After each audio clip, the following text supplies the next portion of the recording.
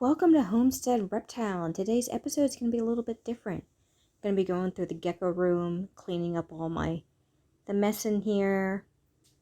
It's looking pretty good right now, but had to do a lot of glass cleaning. New Caledonian geckos just love to poop on the glass. That's just what they're made to do, poop on the glass and smear their food all over the walls. So cleaning that out, spraying tanks down, checking on everybody, plant maintenance, but altogether, the room's looking pretty good. It's coming along. I'll be adding a couple of new cages later down the road, some new bioactive enclosures, and I'll do a little mini series on that, how to make bioactive enclosures and make them affordable, because I hear a lot of people talk about how expensive they are, and my enclosures aren't very expensive. I have a lot of deals and a lot of tricks you can use if you're interested in that type of stuff, and these are these little shoe boxes I got. I think I got them for $5, all 12 of them, off of a Slick Deal website that I go to with return Amazon items. But these are for my little babies. You can see here's a little baby right here. This one is stinking cute. But this is a perfect size enclosure for a little bitty baby like this guy. So this is about 12 quarts, a tiny bit bigger than 12, but about 12. I've made them all into little bioactive enclosures. And I just prefer bioactive for everything unless it's quarantining or it's sick, just because it holds the humidity better. It gives the animals to have a natural habitat and to exhibit natural behaviors. I just like it. And it's pretty. So I want to talk to you guys a little bit about the Slither stuff. So in the past couple of weeks, I've just been watching these different information coming out, the podcasts and all the stuff about Slither Inc. And no, it's not Slither Inc. Slither Inc. is someone else. It's Slither something. The person who keeps all those giant pythons. Now, I'm not in the python group of the reptile world. I don't like big snakes. Big snakes scare me a little bit. I respect their size and I expect their potential for great violence, and I don't like to keep animals that can potentially get larger than me, can potentially overpower me, and something that I'm going to need to have two people on hand to save me in case something goes bad. Now, these snakes aren't malicious or anything, but they're animals. So it's like they can choose one day to do whatever they want to do. You might mess up and you might get on their nerves. You never know. I just don't trust anything that's large and that's a predator. It's just dangerous. So I kind of put the people that like to keep those big snakes in a similar category to people who like to keep crocs, really dangerous monitors, and a little bit into people that like to keep mid-sized big cats. Not like the tigers or lions, but people who want to keep bobcats and the more dangerous big cats, but aren't super big. Besides my tangent, the stuff that's coming out about the just animal abuse, the horrible photos, and I might put some in here while watching. Maybe not, because they're gruesome. They're so horrible. Seeing these animals just neglected, and seeing something that is a magnificent, mighty predator in its own little habitat, just living in a poop-covered box, can't stretch out, can't do anything, rotting away, have all these different like jaw infections in general, and they're just suffering. It's sad what's going on with those animals. It's super sad. It's upsetting, and I can't think of why someone who's a breeder is treating them like that. You can see how I care for my crested geckos. Now, a crested gecko is so different from a giant snake. I mean, I can do these pretty decent sized enclosures for a crested gecko. They're all naturalistic. They're bioactive. They have plants. They have cleanup crew, and I can do that for my geckos easily enough. And they're happy. They jump about at night, or some of them are very lazy and they like to sit on one log most of the day and most of the night. I have a few lazy ones that do nothing. But I have some that are very active, and I like to allow them to have that chance to be active or have the chance to be lazy potatoes. But it's just upsetting to see someone who is a breeder like that treat their animals like that. And I understand that these snakes need a really, really large habitats. To be honest, they need like zoo exhibit habitats to be fully engaged. They need space to climb. They need, it'd be great if you gave them a space to fully submerge and swim. They need a lot more than what people are actually giving them. And I think it's only a select group of people that can really give them the best out of life. I personally don't think they're great pets because most people can't give them what they really need. Um, and it's not very kind. It's like most people can't keep crocodiles or alligators, or can't keep the really large monitors because they need a lot of space. But beside that point, and me bashing retics, because again, I don't like retics. I will never keep one. I find them intimidating and they're a little on the scary side. I don't have any ill will towards them. It's just something I would never keep. Like I would never keep a alligator. I would never keep a croc monitor. They're animals that are more dangerous on the scale in the reptile keeping community. And I just like my simple geckos. I like these guys. I mean, they bite me, don't feel it. I mostly get pooped on. I do keep snakes, but I keep garter snakes, and garter snakes are never killed anybody.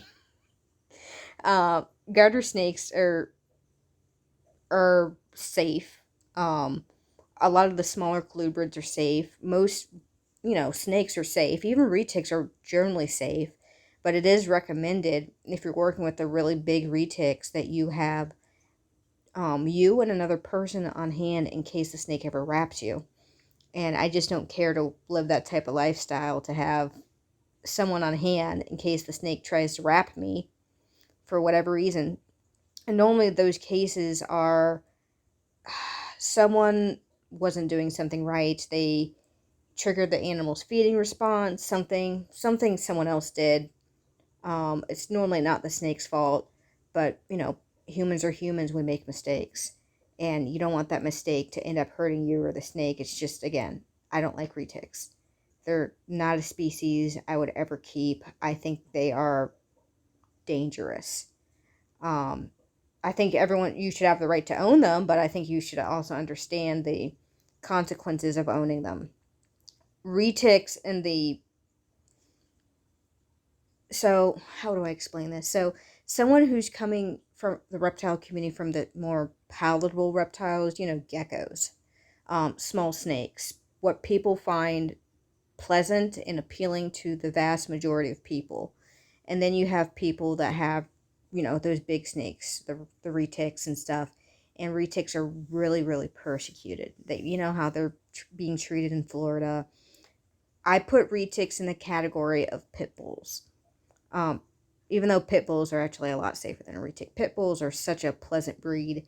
Can be dog aggressive, but they're a pleasant, lovable breed. But when someone sees a pit bull, they have a certain thought about it. When someone sees a retic, they have a certain thought about it. And just because of this info that's coming out with the retic death camp, how badly they were treated, how all this stuff has been, all the controversy around them, just people being able to keep them, it looks very bad for the retic community. It looks bad, and I don't understand why there aren't many retic keepers coming out about it.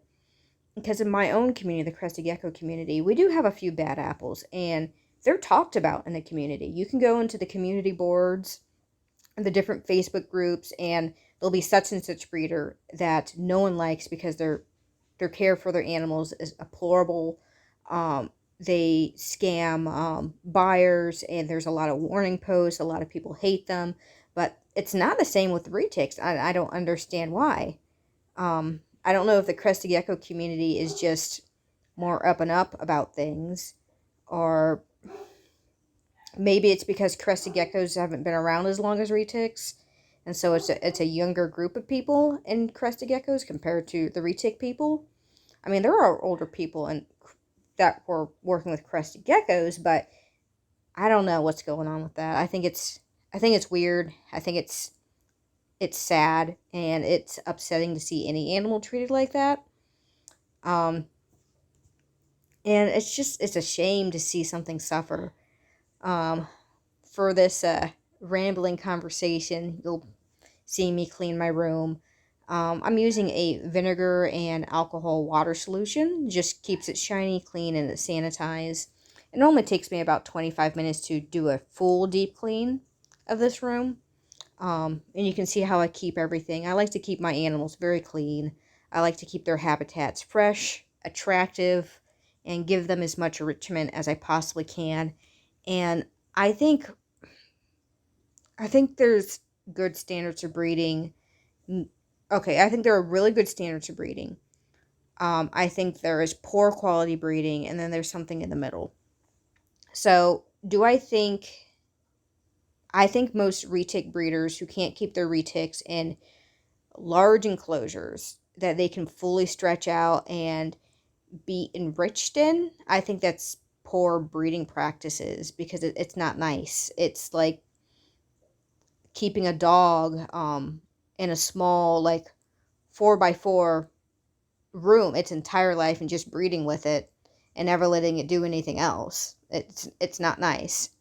Um, I think if you're going to breed them, you should definitely have quality enclosures to allow them to have access to everything a retic needs. And I'm not a retic expert. I just know when I look at people who keep them and I look at the enclosures, those tubs that they just pull out, and there's this giant retic, and this thing can barely even stretch out of that enclosure. It's just, it's sad. It's really sad. Um, I mean, my only experience in snakes are garter snakes. I keep my garter snakes in large enclosures. They can fully stretch out. They have different levels. They can swim. I have a little swimming area for my guys. I have a swimming area. I have multiple branches. I have multiple ledges. I have basking areas. They can have a leaf litter pile. They can like slither in and play in the leaves or whatever garter snakes want to do with leaves. But I have different levels for them to enrich themselves. And I'm breeding garter snakes. I'm not keeping them in little bins. And just like you can live your life out in a bin. Now, I completely understand putting a baby in a bin because I have to put my babies in little bins because they're fragile. They're You have to keep track of them. I'm not going to put a baby garter snake in a full-size adult enclosure because I need to keep track of its eating, its shedding, and its pooping. Same thing with my crested geckos. You saw that tiny little baby I had on my finger. It's tiny. It was barely bigger than my thumb. It could fit on my thumbnail. I'm not putting it into an adult 20 high because I'm not going to see it again. And hopefully it survives and doesn't get trapped somewhere. It can find its food and it then just like dry up and die and get eaten by the cleanup crew. So I like to keep my babies in smaller enclosures and wait for them to grow. And then I move them into the appropriate size enclosure for their growth. So I understand if you're a retic person and you have your babies in smaller enclosures. But I don't understand why you keep your breeders in those tiny dinky enclosures. It's sad. But I'm not their clientele. I'm never gonna buy a retic. I just know if I was buying garter snakes, and I saw a breeder keeping their adult garter snakes in shoe boxes because it's the equivalent of what those retics were living in. I would be upset about it. It's like I wouldn't buy from them just because they can have a larger enclosure, especially if you're selling their babies, so you're making some profit. So you can take that profit and put it into enclosures before you put it into new animals. That's what I do. Every sale I make, I put it into enclosures. So when I make a sale, I will take that money and I'll put it off to the side. And it's like, well, I'm going to do some more enclosures. I'm going to get some more doors. I'm going to get some more plants. And just do it. So I don't understand why, if you're making a decent amount of money on those animals, you're not increasing their enrichment and their space, because you can do big tubs. I think tubs are ugly. I have a few tubs that I'm looking at right now. They're about 9 gallons for some juvie cresties that I have. I'm just waiting to get their enclosures in. And those take a while to do. It's like I have to carve out their foam background, um, let it sit, carve it again, shape it, um, play around with the branches and the idea, get my inspiration, it's a whole process. So it can take me like a week to maybe a month to do one, because once I have it done, it's done, and I'm not moving anything. It's cemented in there. Um, so I can understand that they take time to do. Um, but I just, again, I don't understand why they're not caring for their retics better. And I'm an outsider. I don't understand all the husbandry with retics, but I do understand that a snake needs to be able to stretch out fully, and I understand retics are an actually pretty active snake. So they climb, they go down on the forest floor, they slither around, look for things, they climb again, they slither around and look for things. It'd be like a person being stuck in a room their entire life and just having the ability to pace from wall to wall to wall. It's going to drive you crazy. So I don't understand why they keep them like that, especially if they're making big profits out of it. But again, like I keep saying, I've never cared for one. I've never touched one. I've seen them at expos before, and I don't touch them. I've been offered to pet them. I don't want to pet them. They're not my cup of tea.